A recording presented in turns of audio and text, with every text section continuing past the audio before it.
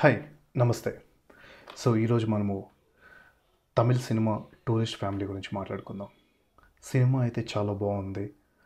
ఒక సింపుల్ స్టోరీని శ్రీలంక నుంచి ఎస్కేప్ అయి ఇండియాకు వచ్చిన ఒక టూరిస్ట్ ఫ్యామిలీ ఇండియాలో ఎలా సర్వైవ్ అవుతారనేది స్టోరీ. సో దీనికన్నా నేను ఎక్కువ చెప్పను.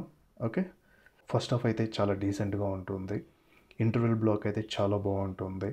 అండ్ సెకండ్ హాఫ్ కూడా బాగుంటుంది. బట్ క్లైమాక్స్ మాత్రం కొంచెం రొటీన్గా ఉంటుంది. సో నాకు సినిమాలకి అన్నిటికన్నా చాలా బాగా నచ్చింది ఏమంటే బ్యాక్గ్రౌండ్ మ్యూజిక్.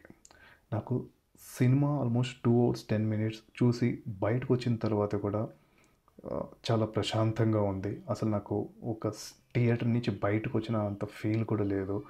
ఆ, ఎక్కువ నాయిస్ లేదు. చాలా ప్రశాంతంగా హ్యాపీగా ఉంది సినిమా చూడడానికి మాత్రము.